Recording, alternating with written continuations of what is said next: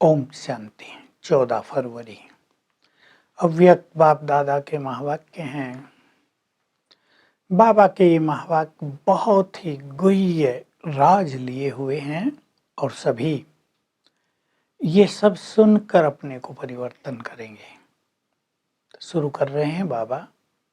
आज विश्व परिवर्तक और विश्व कल्याणकारी बाप अपने विश्व परिवर्तक बच्चों को देख रहे हैं, क्योंकि स्व परिवर्तन से ही विश्व परिवर्तन होना है, सब बच्चे जानते हैं। तो जो स्व परिवर्तक होंगे वही विश्व परिवर्तक बन जाएंगे। बाप ने सबको एक सी विधि बताई है, परंतु नंबरवार क्यों है। 3 प्रकार की कैटेगरीज बताई। एक है जो सहज स्वयं को परिवर्तित कर लेते हैं, अब अपने को चेक करेंगे। दूसरे परिवर्तन करने का संकल्प करते हैं, लेकिन कुछ परिस्थिति, कुछ अपने संस्कार, कुछ ब्राह्मणों के साथ आके टकराव आदि जो होता है, हिम्मतहीन हो जाते हैं, तो परिवर्तन का संकल्प कमजोर पड़ जाता है। और तीसरे जो परिवर्तन करने की हिम्मत ही नहीं रखते। अब विश्व परिवर्तन तो स्व परिवर्तन के बिना नहीं होगा, और विश्व परिवर्तन की जो सेवा है उसमें अभी ये बात आ रही है, वृत्ति की, वाइब्रेशंस की और वाणी की 3 सेवाएं हैं, और तीनों शक्तिशाली हों और सहज सफलता हो, उसके लिए निमित्त भाव, निर्माण भाव और निस्वार्थ स्थिति चाहिए। ये तीनों यदि कम होती हैं तो सफलता भी कम हो जाती है। चारों ओर बच्चे सेवा कर रहे हैं, थोड़ी थोड़ी सफलता देखकर अपने को खुश कर लेते हैं, बाबा भी शाबाश देते हैं, क्योंकि वरदाता है तो वरदान देते हैं, आगे चल के और सफल होते जाओगे। लेकिन टीचर भी है तो शिक्षा भी देते हैं कि कहाँ कमी हो रही है। तो इन 3 चीजों पे बाबा ने ध्यान दिलाया है। वृत्ति यानी हमारे एटीट्यूड्स, हमारी दूसरों के प्रति देखने की फीलिंग क्या है, फिर हमारी स्थिति के वाइब्रेशंस कैसे फैल रहे हैं, और वाणी भी किस तरह हम बोलते हैं, चाहे ज्ञान देने में वाणी का प्रयोग हो, चाहे व्यवहार में कितनी सूक्ष्मता से हम ज्ञान देते हैं, और हमारी स्थिति में निमित्त भाव कितना है, हम निरहंकारी कितने हैं, और निस्वार्थ भाव से कार्य करते हैं, सेवा करते हैं। ये तीनों बहुत बड़े आधार हैं। तो बाबा कह रहे हैं कि सबको स्वयं में परिवर्तन करना ही है। तो इस महसूसता की शक्ति में दोनों तरह की महसूसता, एक है अपनी महानताओं की महसूसता, स्वमान की जो बातें हैं उनको महसूस करना, यानी रियलाइज करना, उसके अनुभव करना। दूसरा है अपनी कमजोरियों की महसूसता, स्वीकार करना कि मेरे अंदर ये कमजोरी है, सच्ची रियलाइजेशन हो जाए, तब हम उस कमी को निकाल सकते हैं।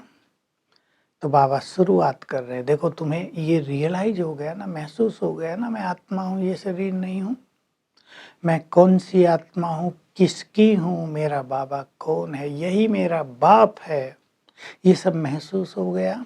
इससे अनुभव बढ़ने लगा, इस महसूसता से अनुभव बढ़ता है, और फिर तुम अनुभव की अथॉरिटी बन जाते हो। इससे सेवाओं में बहुत सफलता होती है। तो अपने स्वमान जितने बाबा ने टाइटल दिए, मैं श्रेष्ठ आत्मा हूँ, मैं चमकता हुआ सितारा हूँ, मैं बहुत भाग्यवान हूँ, मैं बाबा के दिल तख्त नशीन हूँ, उसकी मस्तक मणि हूँ, जो ये बाबा ने बहुत सारे स्वमान हमें दिए हैं, उनको भी हम महसूस करें, मैं ये हूँ। ऐसी महसूसता से जो अपनी कमजोरियों की महसूसता होती है वो सहज ही हो जाती है, और कमजोरियों की महसूसता भी सच्चे दिल की महसूसता होनी चाहिए। जो दिल से महसूस करते हैं उन्हें दिलाराम की दुआएं मिलती हैं, यानी वो जल्दी उन कमजोरियों को भर लेते हैं। लेकिन कई बार ऐसा कुछ बच्चे करते हैं कि ऊपर ऊपर से महसूस करते हैं ताकि संगठन में भाई मैं महारथी हूँ, मेरा नाम खराब ना हो जाए, कोई मुझे उस रूप से जान न ले, मेरी बदनामी ना हो जाए या मेरी कमी प्रख्यात ना हो जाए, तो बाहर बाहर से महसूसता करते हैं। और तीसरे हैं जो महसूस करते ही नहीं हैं। तो बाबा कह रहे हैं, कई सोचते हैं कि किसी को क्या पता है हम क्या करते हैं, लेकिन बाबा कह रहे किसी को पता ना हो या ना हो, बाप तो हर पत्ते के पते को संपूर्ण रूप से जानता है। तुम्हारी दिल की धड़कन को भी, तुम्हारे मन के संकल्पों को भी, तुमने कब कब कहाँ कहाँ क्या क्या किया है, उस सब को जानता है। जानने की जरूरत नहीं होती, जानी जाननहार नहीं है, सबके दिल को जान के क्या करेंगे। पर अगर जानना चाहें तो तुम्हारी ये सब बातें जान सकते हैं, इसलिए इसमें अलबेले न बनो। तो हर एक को मन से महसूस करना है, सच्चे दिल से विवेकपूर्ण महसूस करना है। कई बच्चों के साथ क्या होता है, दिल की आवाज भी आती है कि हाँ ये गलती है, विवेक भी कहता है ये गलती है, पर बाबा ने एक बड़ा कड़ा शब्द बोल दिया, बच्चे विवेक का खून कर देते हैं, महसूस नहीं करते। विवेक का खून न करो। जब दिल कह रहा है कि ये गलती है, उसे स्वीकार करो, महसूस करो और उससे बाहर आ जाओ। बहुत अच्छी बात बाबा ये हमको सिखा रहे हैं। अपने स्वमान को महसूस करो, रियलाइज करो, स्वीकार करो। उसके बारे में हम सब बहुत डिटेल में जानते हैं, बाबा ने बहुत बात बताई है। फिर कहा, सभी बच्चे बाबा की छत्र छाया में रहते हैं। जो छत्र छाया में रहते हैं उनके ऊपर माया की छाया पड़ नहीं सकती। बहुत सुंदर बात है ये। और बाबा ने एक राज भरी बात और बोल दी, जहाँ निश्चय है वहाँ संपूर्ण विजय है ही। तो हर बात में अपने निश्चय को चेक करेंगे। वरदान है, समाने की शक्ति द्वारा हर सेवा के हर कार्य में सफल होने वाले मास्टर सागर भव। देखिए, सेवा के फील्ड में या परिवारों में, काम धंधों में बहुत सारी बातें आती हैं, उन्हें समाकर चलो।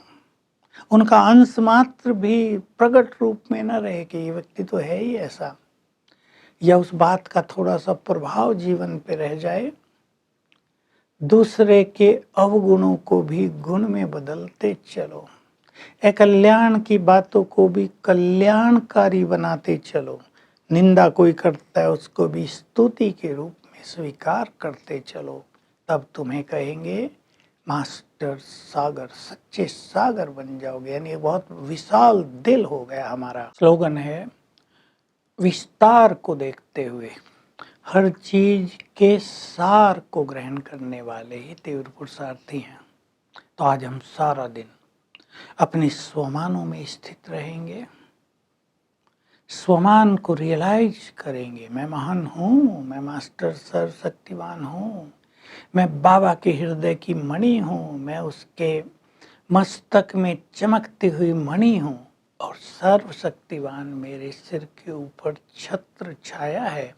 ये अभ्यास करेंगे तो माया जरा भी असर नहीं डाल सकेगी। ओम शांति।